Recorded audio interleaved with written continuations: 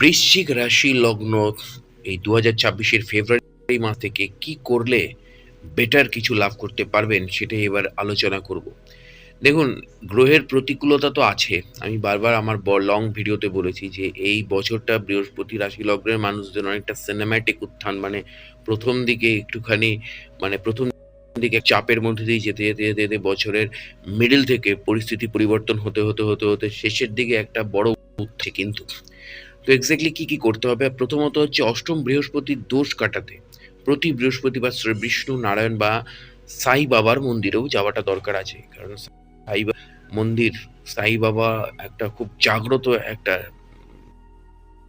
যেখানে গেলে আপনাদের এই বৃহস্পতির বিষয়গুলো অনেকটা সলভ হতে পারে। তো সেখানে সম্ভব হলে হলুদ ফুল বা বেসনের লাড্ডুও দেবেন, বা ছোলার ডাল ভিজিয়ে গরু বা আহ রাজনৈতিক বাধা কাটে এবং কর্মদোষ কমে। রোজ ওং গুরুবে নমঃ বা ওং বৃহস্পতে নমঃ মন্ত্র ১০৮ বার জপ করুন।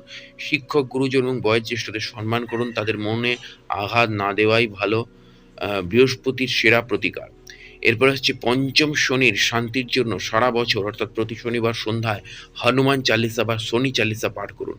এটি শনির কুপ্রভাব কমায়। শনি প্রদোষ বা অমাবস্যার দিন তিলের তেলের প্রদীপ জ্বালান এবং সাধ্যমতো কালো তিল দান করুন। দৈনন্দিন জীবনে আপনার অধীনস্থ কর্মচারী যেমন ড্রাইভার, মিস্ত্রি, গৃহসহায়ক বা পরিচ্ছন্নতা কর্মীদের সাথে ভালো ব্যবহার করুন এবং ন্যায্য পাওনা দিন। এটি শনিকে তুষ্ট রাখে। দেখুন, স্যাটার্ন মানেই কিন্তু লেবার ক্লাসকে তিনি কিন্তু রিপ্রেজেন্ট করে। তো এক্স্যাক্টলি লেবার ক্লাসের সাথে যদি আপনি খারাপ ব্যবহার করেন, দুর্ব্যবহার করেন, আপনি যদি নিজেকে মালিক মনে করেন, তাহলে কিন্তু শনি আপনার মালিকানা সত্ত্বটাই কেড়ে নেবে।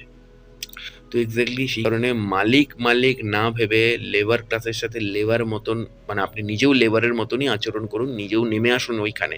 তবেই শনি কিন্তু প্লিজড হবে এবং আপনাকে তুলে নেবে। কারণ এখানে কিন্তু অনেক কিছু ব্যাপার চলছে আপনার এখানে।